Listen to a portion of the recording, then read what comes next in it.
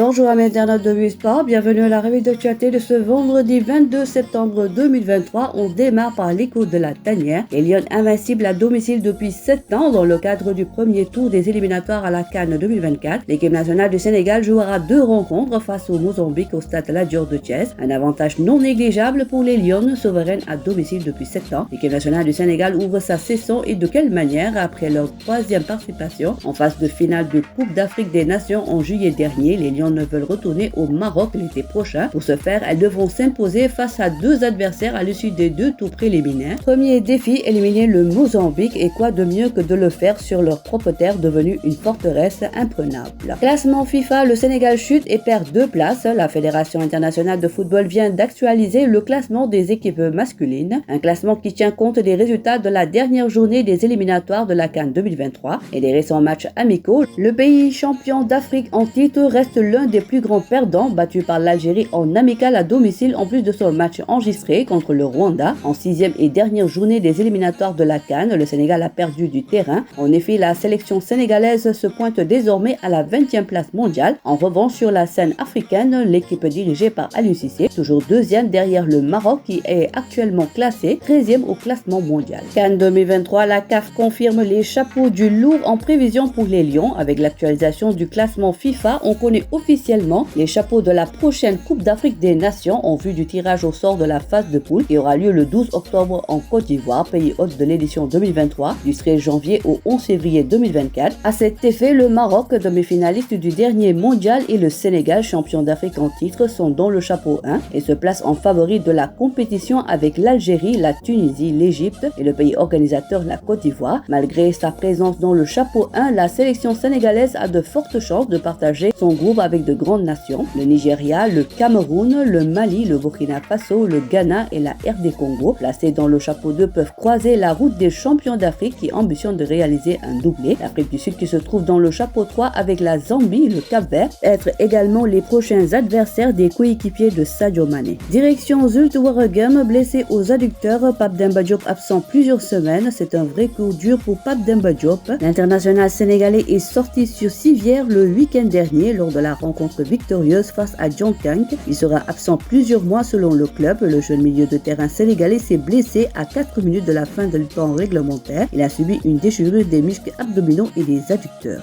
Résultat Ligue Europa, Abdoulaye Seck et le Maccabi Haïfa dominés par Rennes sur le score sans appel de 3-0. Moussa Koné et Lask secoués par Liverpool sur le score de 3-1.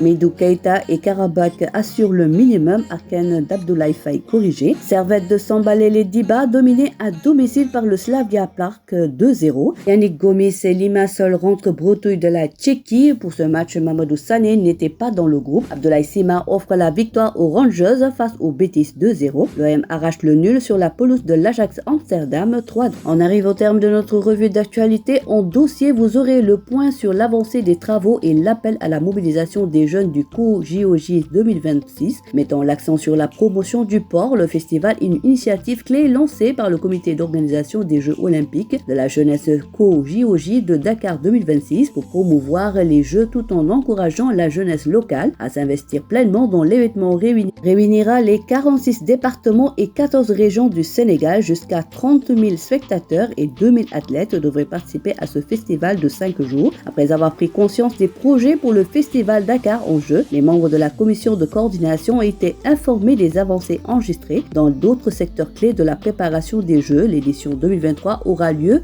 du 31 octobre au 4 novembre. Voilà, c'est tout pour aujourd'hui. L'actualité sportive continue sur nos plateformes digitales. Quant à moi, je vous retrouve la semaine prochaine pour d'autres actus de nos Lions. Le site numéro 1 du sport au Sénégal, sport.com, est maintenant disponible en version application mobile sur iOS et Android. Retrouvez l'actualité du Sénégal pour tous les sports en direct sur votre téléphone: football, lambe, basket, sport de combat, athlétisme et bien d'autres disciplines. Toutes les statistiques des championnats sénégalais, les matchs, les résultats, les classements à suivre en direct sur votre application Busport.